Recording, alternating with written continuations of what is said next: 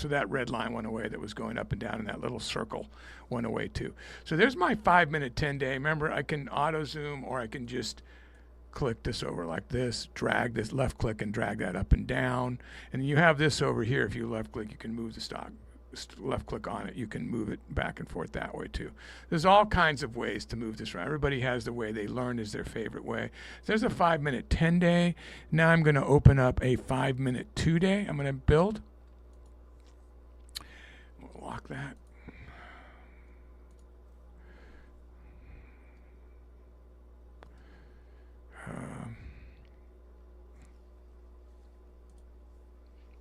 Excuse me. So that's done. Now this is going to be a 30-minute. So I've already done all these. And all it really is you're going in here and you're setting the time frame for the right thing you want, right? So I want a 30-minute here, so I'm making it a 30-minute, but it's going to have other stuff that I don't want. But there's like I'm going to do that for 10 days, right? But it doesn't have the look and has all that other stuff with the candle. So you have to do the whole thing with every candlestick, all the other stuff, the dark background. So on the 1 minute, you could start with your 1 minute and then do the other stuff. That if you loaded your style there, that's a good way to do it. We did a, did we just say 1 minute clean? I think we did. You could do it like that, and then you've got it all saved nice and pretty, and then go in and change your time frame. Change it for 10 days and make it a 30-minute. That's another way to do it. And say, okay. And that still has the corporate things on it, which I didn't take off. Invest in your preferred currency with eToro. US dollars, euros, or pounds. And skip conversion fees when investing in local stocks. eToro. Join now. Do the 1 hour now. So hang on. Style.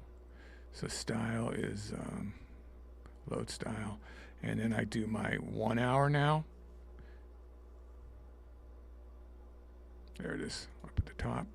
And then down here, my final one I'm going to do is the drag this over a little bit, get the style here, and then I'm going to do my final one, which is a 4 hour right there. Now I had those all saved already. So now this is pretty much the layout, and how I trade it is these are shrunk down. I start at the bottom. So I can open them up by just clicking the little burger thing, right? Put this down again. If I need to mark a 30-minute, a 1 hour, a 4 hour, or look at a bigger picture. And then this is the 5-minute 2-day, which is mostly set for 2 days to do my Fibonacci level on a 2 days real quick. And there's my 5-minute 10-day, which is more like looking at the price action. You know, these two things are going to tell me what's happening on a much larger than the 1 minute, so I can just kind of see what's happening. Obviously, since it's the end of the close of the market, I'm kind of making it look better with the dark.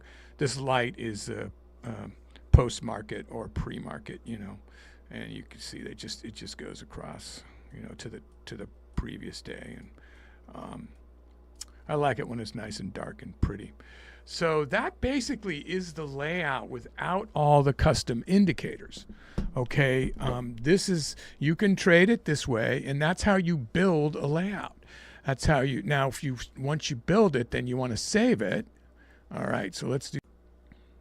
So you open your setup wheel, and then you say save workspace as, and then we can just call it a new layout. I'll call it clean.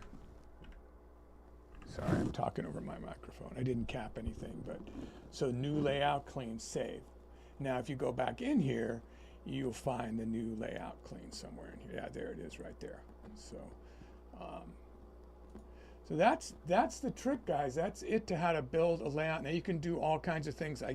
There's all kinds of things. And my recommendation is you go to the education or the help on Thinkorswim up here. And there's a whole learning center here.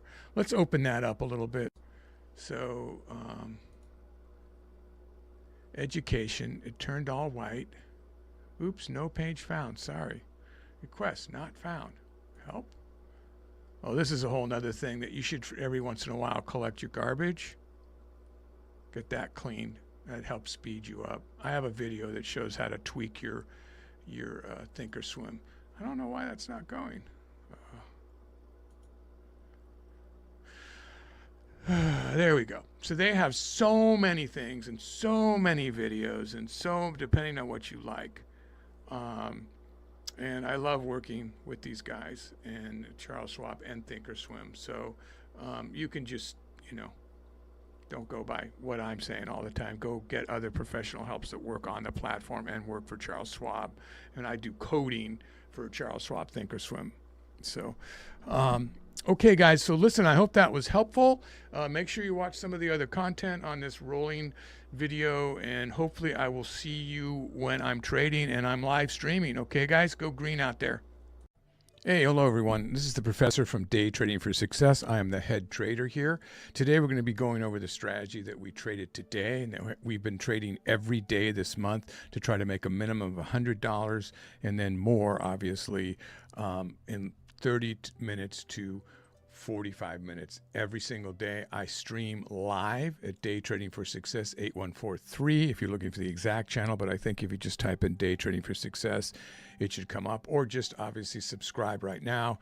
You can get alerts, and then every morning when the market opens, actually before that, I go over the stocks, figure out what the picks are, talk about stocks for different strategies, and then I trade every day. So we're going to go over exactly how I'm able to accomplish green 92% of the time. And get, hopefully people go along with me as a quarterback. How do I do that? What do I use to trade? How do I decide to go in and go out? So we're going to go over that a bit today by showing today's trades that just happened, but going over the strategies that I use too. So stick around. This should be interesting. Welcome to Day Trading for Success, where the professor, a former math teacher turned full-time trader and coder, guides beginners on how to trade for a living using proven strategies, breakthrough indicators, and lessons from essential trading books. The professor isn't a licensed financial advisor.